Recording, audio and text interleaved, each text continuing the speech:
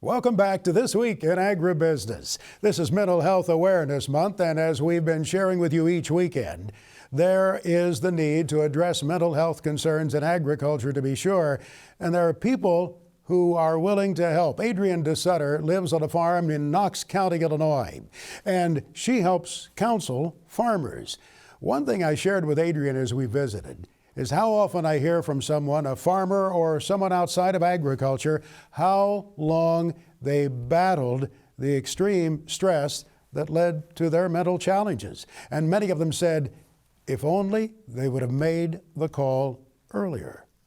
I hear that all the time, Max, and it both excites me that people are finally able to feel that sense of release, but also really disappoints me in that people are struggling for decades sometimes with such heaviness on their hearts, on their shoulders.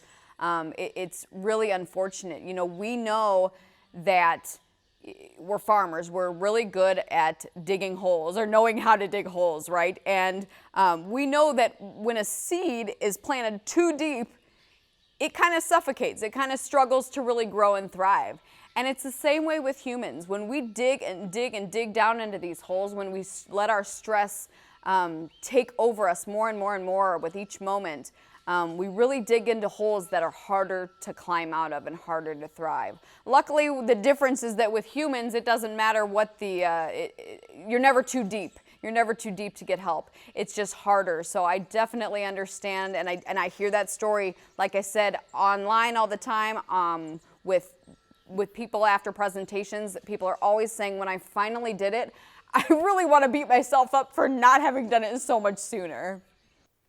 This gentleman, who happens to be a military veteran, was working with the VA, and he said the first thing they told him was, guess what? This can be fixed, and we're going to fix it. And he said they did get him relief. That was the amazing thing. You could hear the excitement in his voice as he shared it with me. Yeah, because I think, especially in farming, sometimes we think that because the lifestyle is so stressful that that's just the only way it's going to be, that there's no out. There's nothing that's going to make it better because that's just the way it is and that's the way it's always been.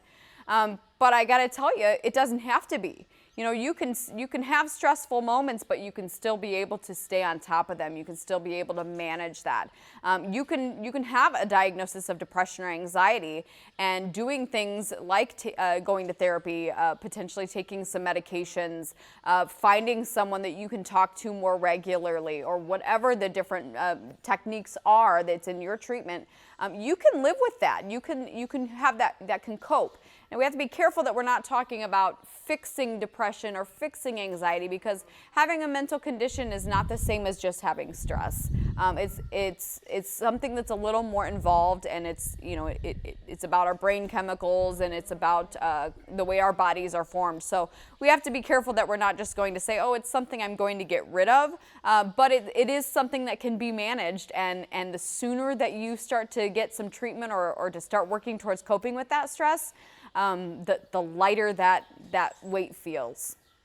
Adrienne Desutter says perhaps the folks of agriculture have even greater stresses than others simply because of the difficult nature of the business. We'll wrap up our series with Adrienne next week here.